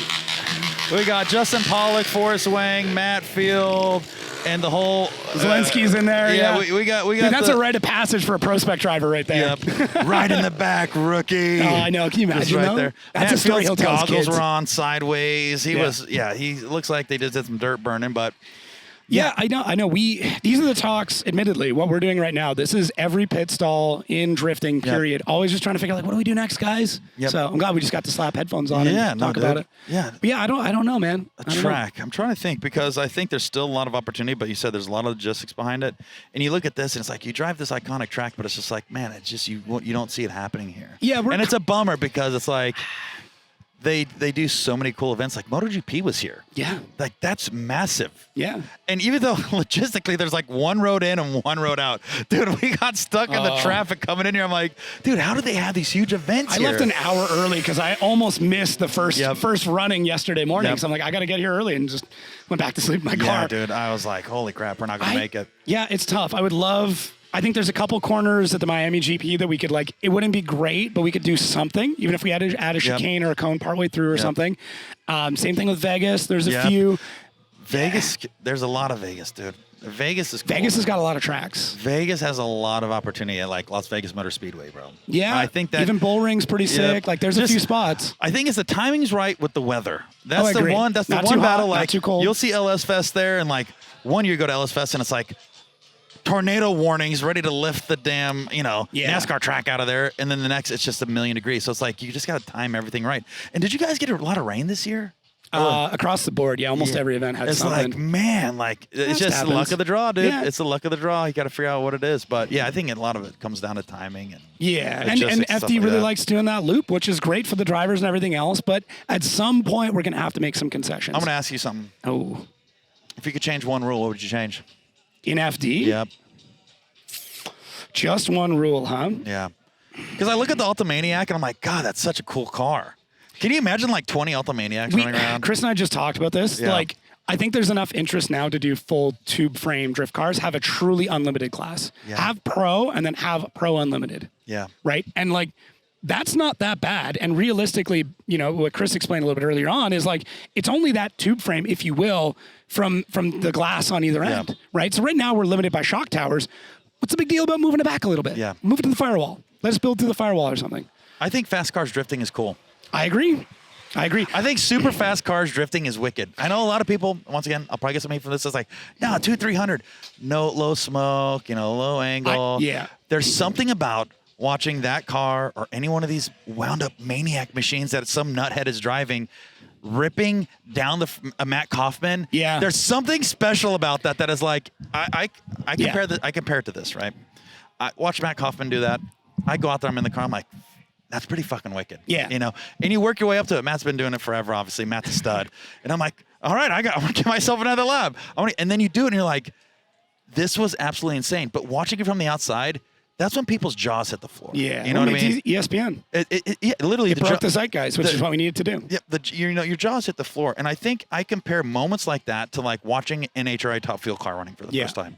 Obviously, you've seen it. Yeah. And it's like, you go there for the first time, you take your buddy there, you're like, oh, these cars are not a big deal. And they watch them run. They do like 300 something. And you're just blown away by that. And it almost emotionally, you get attached to that. And those big moments in these fast, crazy cars, you have so much respect for the drivers that are capable of doing that because you're like, you don't see yourself doing that.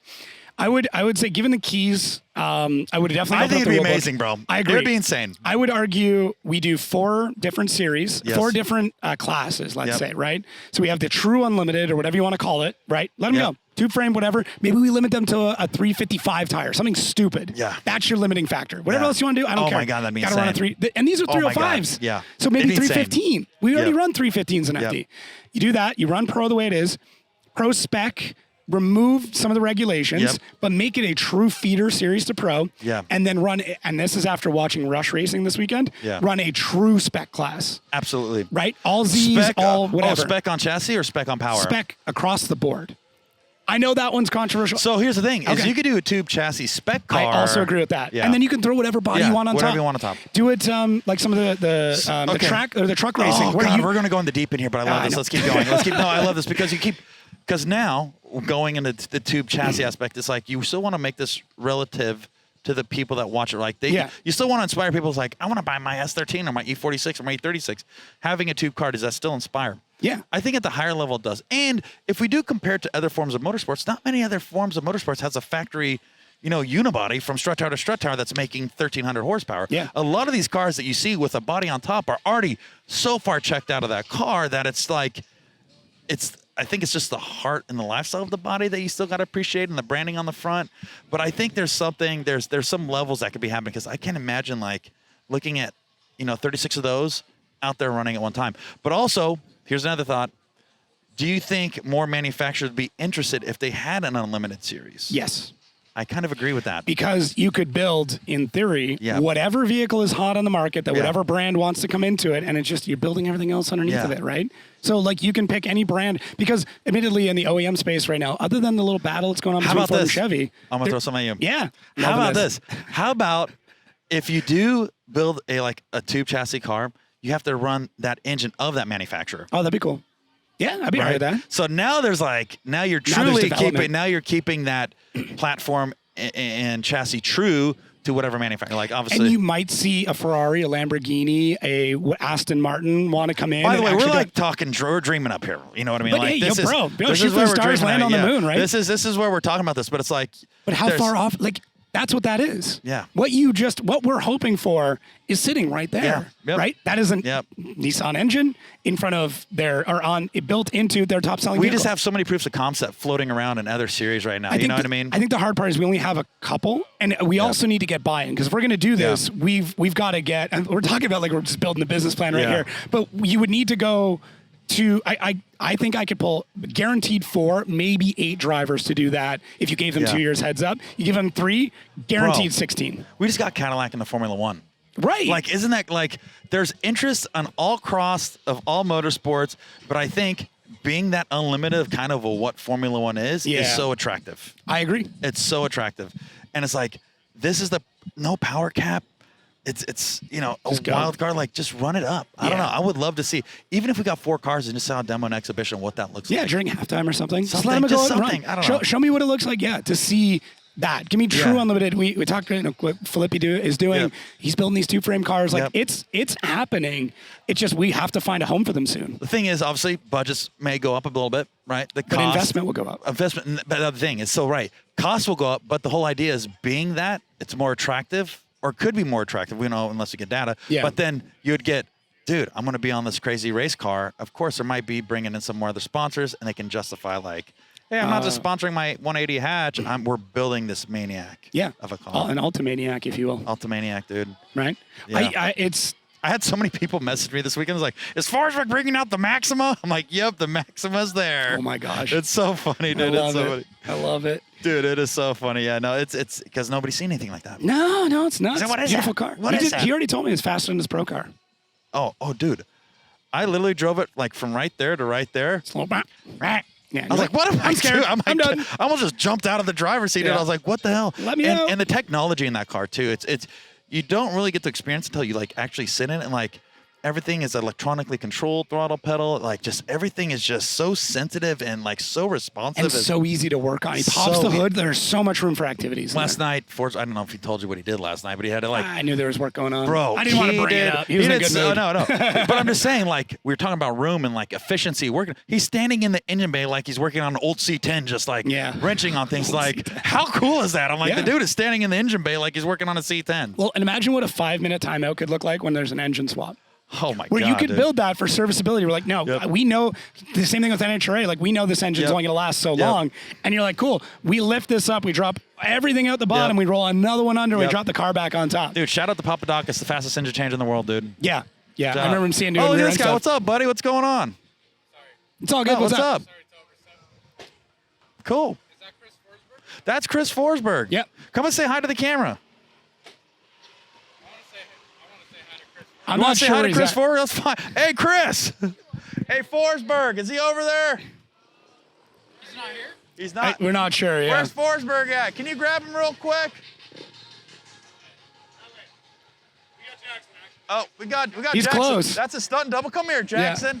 This is Chris Forsberg stunt double, Jackson Orr. This gentleman over here wanted to meet Chris. This is Jackson. This is Chris's hired driver, one of the most talented guy behind the wheel. Jackson. You're the guy whipping the 1,000 horsepower.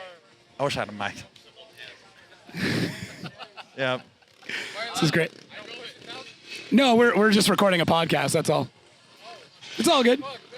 No, you're already You're in it, in it dude. now. Hell yeah. Hope you're not in witness Starring protection. Jackson Orr. This And homie, dude. How did this turn into a Maximum Driftcast episode? Dude, it's just so Just fun, dude. random It's people just so popping. fun. I love it. Dude. I love it. Dude, No. I'd be interviewing. I'd ask this guy, why'd he come out here? You could. You know throw what I some mean? headphones on. There'd be so many people like, why did I get on this show? I just got to do that. Dude, This will get invaded you so know quick. what's so crazy is there's so many people around that have their own perspective Yeah. of what this is and what they're doing. Yeah. You know what I mean? And Oh, it's I know. interesting because sometimes they'll talk about, the reason why I came out here was because I'm building a, Bug-Eye Subaru and I saw Team Orange or I saw this guy doing it and I'm here. And it's like, Cool. Where did you get that story from, That's dude? That great. is the craziest thing. How do you know this about this one unique one moment in our unique- history? yeah, right? dude. A car that only ran for a couple of years in Bro, Japan. and you've known this, like, you have so many people walk up sharing stories. That's why I love being out here because, like, Yeah. you'll just hear so many different things and you appreciate every one thing that people say. 'Cause I it's agree. like, I love it. dude, you're out here, we're out here, we're having fun. Dude, Your we're all here for the story same is- yeah, thing. dude, it's We're so both out funny. here to do cool stuff. Have you talked to Jackson? No. Jackson's a stud, dude. That is. Look at the hair. There's so many talent, dude. I look at Jackson. He's over there Dude. working on welding and doing this. And I'm like, dude, I can't do that. No. And I want to do that so bad. It's just sometimes my brain don't connect to my hands. I'm real good like, at taking stuff apart. Oh, bro. It's the putting it back together. I'm terrible Talking at. about Max and Driftcat just real quick, and I Yeah, don't want to make please. this about that. No, but no. Paco. Right. All right, I got to bring up my friend Paco. Love that guy. He is the absolute best at taking stuff apart. And Incredible. you know what? This car actually, Yeah. when about 20 years ago, Paco, we go to Paco's house. This is the most random story. He's like, we can work on it in my garage. So I became roommates with Paco. I didn't know you lived with him. I I didn't know that. I lived with Paco, bro. This is like That early. same house? The same house, Oh, dude. my God. And he's like, dude, we can work on it in my house. And I'm like, okay, well, we don't have a lift. He's like, I'll figure it out. So one day I leave, I go to work. I come back, and he walks outside. He's like, dude, I got the car on a lift. I know this story. And I'm like, where? Yeah. He's like, in the garage. I'm like, shut up, dude. He opens the garage, bro. He had a 4-post lift. He cut out the drywall in his garage, and the car is sitting inside of his attic. Yep. Roofless garage was born that day. Roofless garage and laundry, dude. We call it roofless garage and laundry because it was literally doing laundry right next to a car that is sitting in his attic. Yeah. And I remember that Paco sitting with like a handsaw, just cutting things out of this car. He's so good at cutting things. Oh, he's great That's at all it. he does. Cut things. If he has a hammer and a saw, he's chopping everything down. But one time, this car did live in an attic in a house. That's cool. One of the coolest things ever, dude. One of the Let's coolest get the things ever. trivia back out, man. I want to see that, right? Dude, Tofu Drift fan. I love the guy so much. Dude, I love the guy so much. But talk about, he's an engineer by trade. I know. Okay. There was one time, and I'm going to say the story. I was like, I really need to stiffen up the rear of the van. It's too bouncy. I need to stiffen it up. Okay. I go to work. I come back to roofless garage and laundry. Paco's working on the Previa. He's like, I figured it out. I'm like, what'd you do? He's like, take a look. I get underneath the Previa, right? And I start looking. But for you guys that don't know what the Previa is, it's literally a Previa van that he chopped up, put an S14 front and rear subframe in it, runs the factory. And so he runs all S14 suspension arms, front and rear. And he goes, I just wanted to stiffen up the rear. Bro, you know what the guy did? He got like 2 kid-sized footballs, deflated them, put them in between the springs, and then aired them up, and he had adjustable rates by airing up or deflating the football. Yeah. And that was his drift setup. That's like GT3 spec, just, here. Just a football in the springs. But he drove the shit out of it forever, and then every 6 months you put a new football in it. No, that's pretty Roofless good. garage, bro. That's not bad. Engineering. I know drivers that put full suspension packages like more often than that. Dude, isn't that crazy? I love Paco. I haven't chatted with him in a little while. Caught up with him. Yeah, but, man, maybe 2 years ago, I think, at this point. Where the fuck? Excuse my language. No, please. How about it? Where have you been then for 2 years? I just haven't been around Paco. That's the issue. I've no offense, no reason to go to Arizona. Okay, I remember that. Yeah, I know. Wow. I know. You know what? Cool. I've got a reason now. Cool. Now I come back I in the had winter. no reason to go to Arizona. This guy. Right. The last time I was in Right. Arizona, I was rebuilding Big Balls Brian's Lexus. That's right. That was the last time. I flew down for a Triple B, week, dude. Flew down for a week to help him rebuild that car, get it back on track. That was That was me right. like trying to film a promo for like a documentary series I wanted to do, where I just went to people's houses. How many years ago was that? 6, 7. Isn't that 8? amazing? Yeah, I know, it's crazy. I'm I know, telling it's you. crazy. That was a great week, though. We got the car running. I had the best tamales of my life. There was a guy I don't know if he still comes around, but there's Tell a me. tamale kid that came around the shop because we were in 2F at the time. Yep. And I remember he came up and he's like, As tamales, and I don't speak Spanish, obviously. You don't? I don't. No, Oh, I speak come on, Canadian. dude. And he's like, oh, $5. I was like, okay. So I give him 10, thinking I was going to get a tamale for $5. And it was a bag of tamales for $5. So I'm sitting there with 2 full bags of tamales. Oh, my God, dude, and sounds so Brian, good. Brian comes around. He's like, oh, bro, you brought us tamales. I'm like, yeah, here you go. Like, Yeah, all 20 of them. I gave the whole shop tamales, and they're like, you didn't know it was $5 a bag, did you? Dude, you're the superhero of the day. That's what it is. It's so crazy looking back at moments like that because we talk about Sam too, Drift Idiot. Yeah. Right? I was talking to Forsberg like this because me, Paco, and Sam started off as just dudes who love the sport. Sam's now filming for Shell and Ferrari. Yeah. You know what I mean? Sam's checked out, and a lot of people ask, well, when does Maximum Driftcast come back? It's like, what we did kind of did its job to get us to where we're all happy. I agree. Sam is doing Formula One with Ferrari, Shell, traveling the world, and that's exactly what it is. And I was just telling Forsberg last night, I remember Sam Nalvin, my best friend, Drift Idiot, showing up as a total nerd with a Canon Rebel saying, all right, let's go shoot drifting, because I met Sam through a mutual friend. And so I remember that moment very vaguely, because that's where the 200-pound bowl of spaghetti came from, Right. by the way, with Sam when we were doing a mic check. He's like, all right, what's your favorite color? All right, how much do you weigh? And I'm like, okay, Sam, okay, let's not be nerd alert. But seeing him from that moment to now is amazing, right? Even seeing when you first started Piston Head from right to now is amazing. Paco, starting with the dumb idea of wanting to build body kits. Now it's probably one of the most popular body kits everywhere. in many series. Yeah. It's like, so everybody lived through that and is where we're at, that we're all happy. So Yeah, I mean, look at you, truck, trailer, car, everything else, relaxed, having a great time out there shredding tires. Look at we've homie. all- Hey. we got that on camera. Hey, come over here. Can you do that right here? You do that We're on camera? filming a podcast. I think we caught it in the background. We're filming a Let's get in podcast. here. Let's see. You got to do it right in How this you section, doing, though. sir? What's up, man? You gonna hit us with like, was Jacob, that a nice to meet you. cartwheel? It's a little cartwheel, little like handspring. Okay, we're pretty wide on this, so it's a round off then, huh? All right, so let's see. I don't Hold do a on. lot of gymnastics. Yeah, but, hold on. This is gonna be awesome. All right. Just don't hit the camera. Yep. Okay, so he's getting room. I think it's pretty wide. Let's see. This is what where we it'd be got. the NFL comedy. He's getting room, sizes up, and a little whoa! Man, good thing it wasn't. That was 3D. Great job. Great Dude, job. amazing. Anybody else Dude, got any thank other you so tricks? much. Yeah. You got a Anybody else? trick?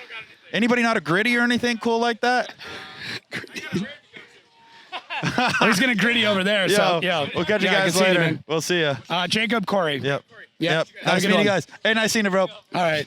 It's getting wild here, Corey. Isn't that awesome, dude? What a crazy night here at Gridlife. Wow, we just saw one of the greatest front handspring car wheels we've seen this side of Laguna Seca. This is nuts, dude. I mean, I don't want to wrap this up, but I'm going to run out of battery on that bad boy. We're like 45 minutes God. in. Crazy how quick it goes. Love you. Dude, love you too. Thank you so much. Great Always. seeing you.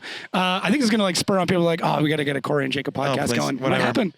I don't know. Let's get the rumor mill I'm always going. down Right? to talk. All right, let's do Just it. if anybody wants to listen, we'll talk. There you go. All right, thanks, guys. Action. Action. Love it. You can do it too if you want. I mean, it's all good. But how you been, dude? Not bad. Yeah. Well, besides the obvious, but yeah, That's, not bad. that's just drifting. No, Yeah. you Typical. can't. Nothing is precious in drifting. Just still sucks when things break. But Yeah. yeah. Getting time to relax now. FD season's over for you. A little bit. I mean, we got this, and then we got Fuel Fest, and then SEMA. So Oh wow. We're still- cool. You're running SEMA. yeah, Good. we'll be out front doing some donuts and burnouts. You know, Love it. Love it. You gonna like do anything crazy or just the usual go out and slide around? nah, just the usual. Just go out there and freaking. It's just good for the sponsors. You know. Yeah, 100%. It's good for the show. I mean, you meet a lot of fans that way. And I mean, a lot of people at SEMA know about drifting, but maybe aren't like drifting enthusiasts. So I think it's a good way to convert them over. Yeah, exactly. So season from your perspective from FD, how'd it go? I mean, obviously you're not top of the box, so everybody thinks there's things to improve on, but I Yeah. would say arguably a really, really great season for you. Yeah, obviously it wasn't like rookie year or rookie of the year, but I mean, I can't be mad with a second place. And then Yeah. I think it was my first, or Atlanta was top 16. Yep. Or no, top 8. I think Atlanta was top 8. What was after? New Jersey? New Jersey was Yep. top 16, and then I got top 32 in St. Louis. I spun out in top 32. Oh, right. So, I mean, not terrible, but obviously could be better. Yeah. Without all the problems I had the first round, I think I could have been, up there, top 4, top 2, Yeah. for that round, and then, obviously just cleaning up the rest of the season. I could have been. I mean, Coulda, shoulda, woulda, right?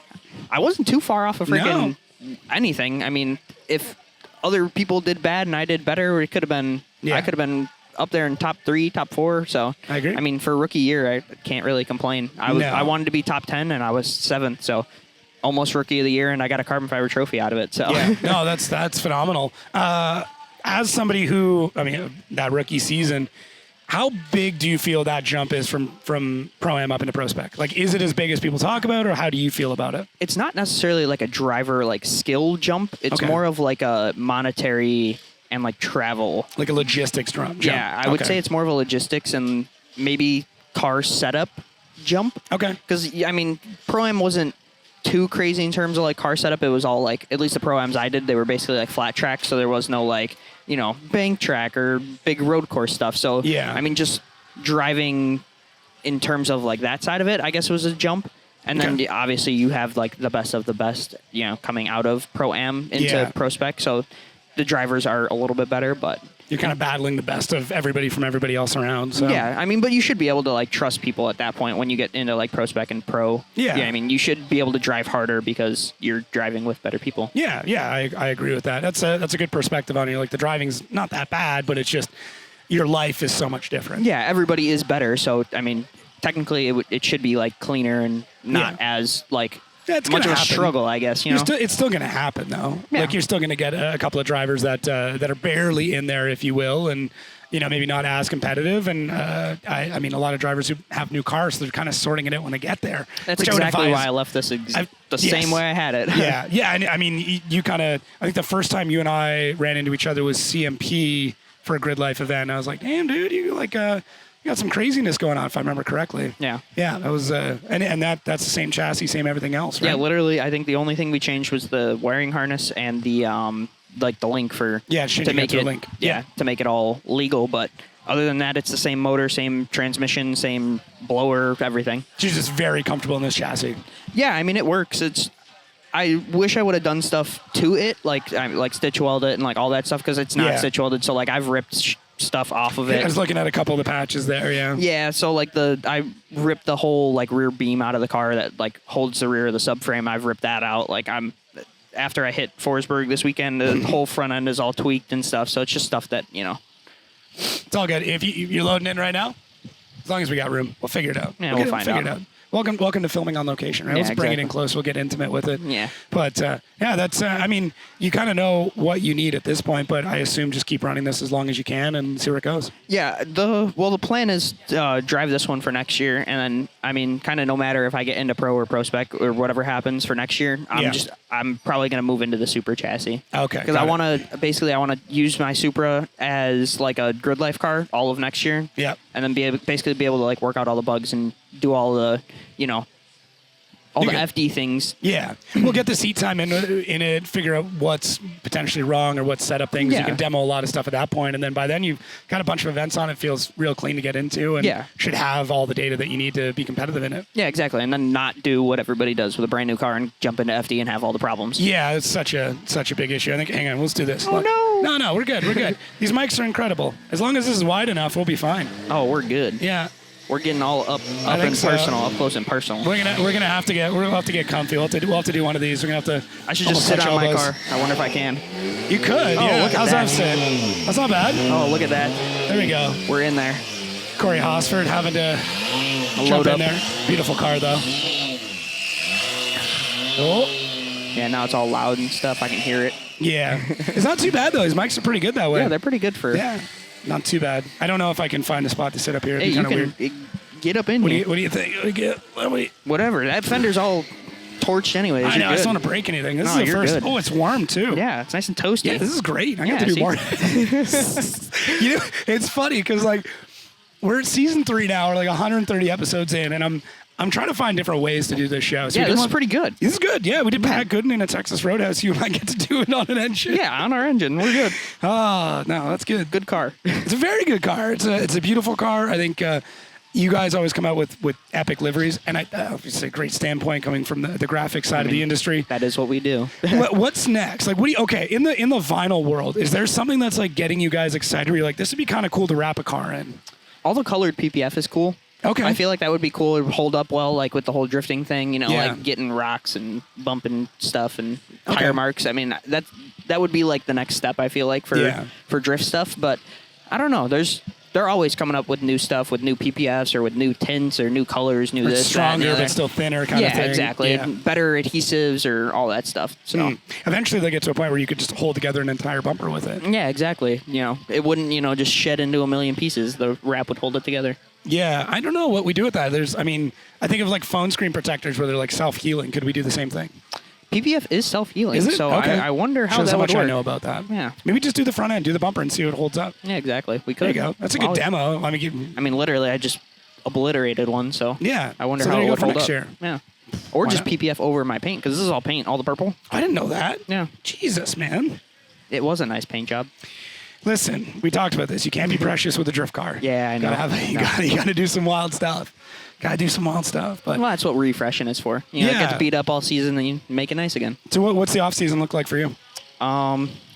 Building the Supra and then really just going through this and like not really upgrading anything. I might. I'm thinking about going GSR or like dog box or something because I'm still Okay. 256 Magnum. I'm Yeah. pretty simple in terms of Great drivetrain. transmission though. Yeah. Yeah. So I mean maybe slight upgrades and just fix what's broken for the most part. Which isn't a ton. Still It's very, really very not clean. a ton. It's just more like, obviously, like the front end's all messed up now, and I gotta like pull a rocker out. I got punted in Utah, but Yeah, right. Sorry, shouldn't laugh. yeah, hey, it is what it is. Listen, I just see so much of it, and these cars are not that they're disposable, but like they're kind of built for that. So it's like, yeah, it's just what happens, right? If that happened to a street car, people would be crying. You're like drifting, like, ah, man. Yeah, you're like, oh no, not another rocker you and got a like bumper. 5 hours of work to do. Yeah, like, exactly. your dad's like complaining about fiberglass in his fingers. That's like, literally what we'll have to do. It will be fiberglassing that freaking thing back together. And yeah, whatever. New paint and all that jazz. Yeah, I don't know what we do on that side of things. I mean, there's some flex rubber stuff that you could potentially use, but they're heavy and they blow off quick. I don't know. Carbon Kevlar is phenomenal, but it's so expensive. Yeah, I was thinking about doing some carbon Kevlar stuff, talking to like Stookie and all them at M-Spec. Yeah. Friggin' see if we could do something like that, but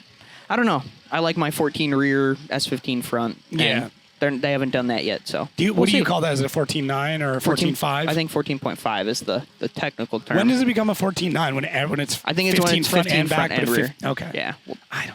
But when it's 14 chassis, I have no idea. I just rock it as 15 front, S14. I missed my wannabe S15. Yeah. Literally. Yeah, but then you're over there. Yeah, I don't know about the whole right-hand drive thing. I have one or I have two, but they're fun to like drive on the street. I don't know about like. Have you ever done the backwards drive-through? Were you like reverse through a drive-through? Not yet. I actually want to. I did that with my buddy Supra, and it was fun. I feel like it would be funny, but like then when you get to the end of the drive-through, like how do you? That's like the awkward part, you know? Yeah, the whole thing's kind of awkward. What's really awkward is when you get pulled over, and then the cop comes to the other passenger side, Yep. and they're like, there's no steering wheel. Like, what the heck is this? And I'm like, now I got a lot more questions. You're like, sick. Yeah, they're like, "Where's the VIN? Where's this?" You're like, Yeah. "Calm down, sir. It's legal. I It's all in swear." kanji, so good luck. You have to figure this out. You're not gonna be able to read it, but Got Google Translate? literally. Yeah. I mean, they're fun cars. I'd love to FDRX7. JDM FDRX7 is my dream car. So I just got an S15, so we'll see. jealous. Yeah. Jealous. That'd be cool. Should be fun. It'll be a street car. Okay. there I you got go. enough drift stuff. Yeah, I think you're doing fine for right now. Yeah. You need to chill on. No, I'm just kidding. I do. Yeah, dude. Well, one, thanks for getting a little bit of time. How'd your motorbike ride go? How'd your dirt bike ride go? Oh, we were like 5-10 miles out into the wilderness and a couple mountains away, a couple hills away. It was freaking sick. I was literally blowing myself off with the air compressor back there. I was just covered in dust. It's got to be kind of a fun rite of passage with like these pro and ex-pro drivers, and you're kind of pro spec. And you're like, I'm gonna like hang out with them. Like, did you get that like little brother feeling going out with them? No, they just make fun of me for looking like you know who. So listen, I think you look more like Frodo than Harry Potter. Especially right now, you're very Elijah Woods. I've never heard of Frodo. I'm not Really? gonna lie. Not gonna lie. Okay, I wanna get a vote going, especially with the beard and the mustache and like the scruff going on. I think you look more like Elijah Woods than you do Harry Potter. Oh God. Yeah. Sorry, dude. It could be worse. You could look like somebody terrible. I mean, I guess that's true. Right? I got nobody. There's nobody that looks like me, and like I don't get that. There's like, oh, do you even have hair? And I'm like, I got a great head of hair. Do you even have hair? That's Dude, good. Constantly. There's It's kind of true. You can't see it. No, but like a 3-second Google search, you can find me with a full head of hair like 2 weeks ago. They're gonna be like, blue hat guy. Does blue hat guy have hair? Funny. If you want to go for a deep search, go find out what my mohawk looked like in high school. Oh God, you had a mohawk? I had a giant. I mean, talking like. Look it up, people. 12-inch lime green mohawk Holy for crap. years. Not like it was a one-time like thing. a 1 week thing. It was years. No. This was like 4 or 5 years, like most of high school into college. That's damn committed. Yeah, committed. Yeah. So I learned hair care and follicle care quite quickly. Yeah. Because you're abusing the heck out of it. So no, hair's not a problem for me. Yeah. I'm just not very hairy anywhere else. Like, look at this. You and I are the same way. We got the baby blonde hairs. Yeah, the blonde hairs. Yeah. That's about it. It's good though, man. We don't have to worry about like being a rug. Yeah, that is true. That is true. It's not like all freaking. I'm not like a bear out here. Yeah, you're not a fire hazard. Yeah, fire hazard is great. Dude, well, thanks for doing this. Thanks for inviting me up to your engine. This is phenomenal. It's pretty I enjoyed, comfy. It's Yeah, not the too butt bad. warmer. Not too bad. Maybe we'll this will become a new segment. So Yeah. All right, dude. Just on people's hoods or on I people's like it. engine bays. I like it. Yeah. All right, we'll catch up with you soon. Yeah, for Oh, sure. I gotta get off here now. See you guys. Try not to break anything.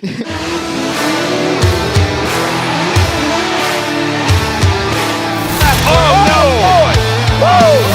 Boy and go!